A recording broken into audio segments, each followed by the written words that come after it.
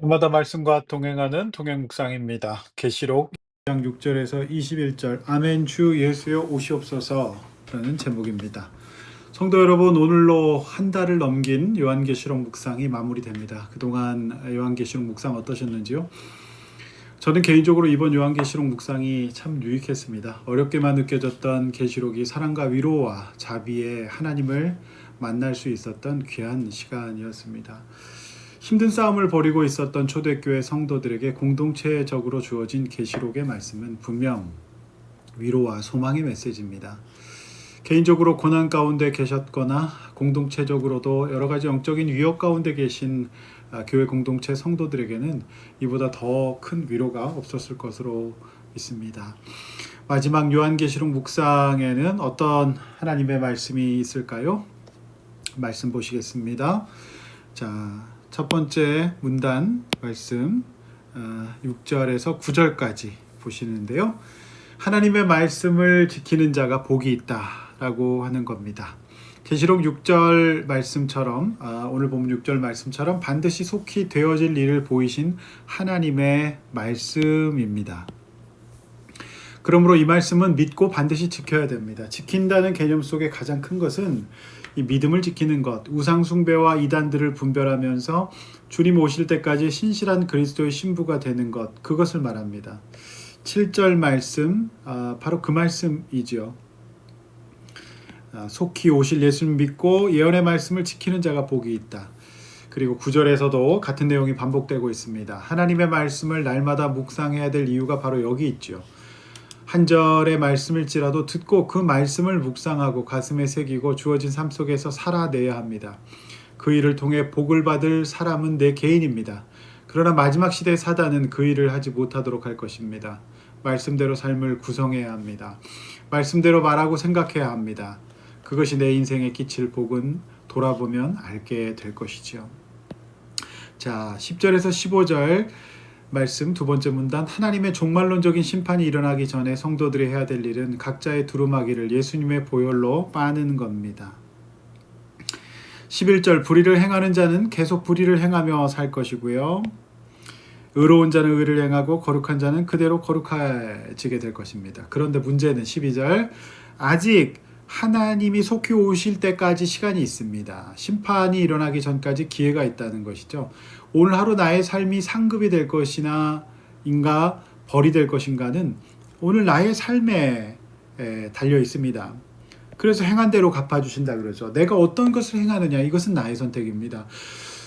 그래서 상을 받는 인생이 되려면 어떻게 해야 될까요? 13절, 14절 말씀에 답이 있습니다. 처음이요 나중이신 알파 오메가 되신 예수님 앞에서 살아야 합니다. 그리고 자기 두루마리, 삶이죠. 이거 빠는 사람은 복이 있습니다. 생명나무에 들어가서 나무에 나아가서 문을 통하여서 성에 들어갈 권세를 받게 됩니다. 이게 무슨 얘기입니까? 그리스도의 보혈로 날마다 하나님 앞에서 자신의 죄와 연약함, 이것을 씻어내고 새로운 사람 되는 거죠.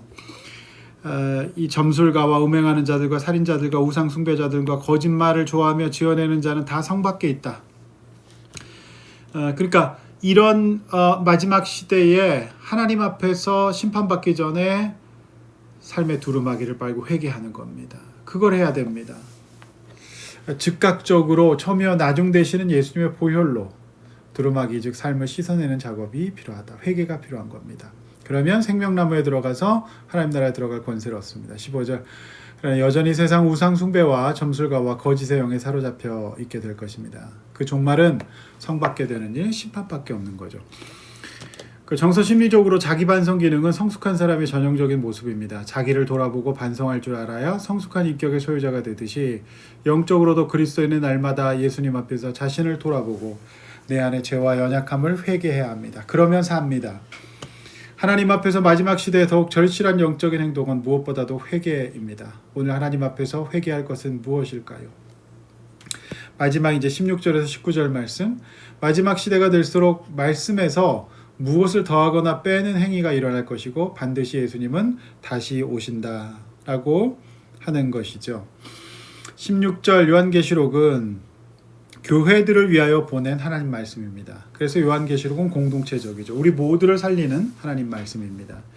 그래서 17절 유명한 말씀이죠. 목마른 자도 와라. 원하는 자는 값없이 생명수를 받을 것이다. 그래서 영적으로 건조한 시대, 이 마지막 시대에도 하나님의 은혜를 원하기만 한다면, 찾기만 한다면 모두 다 충분히 얻을 수 있습니다. 시험이 많을지라도 영적으로 더 풍성해질 것입니다. 원래 우리 모두에게 주시는 하나님의 위로이지요.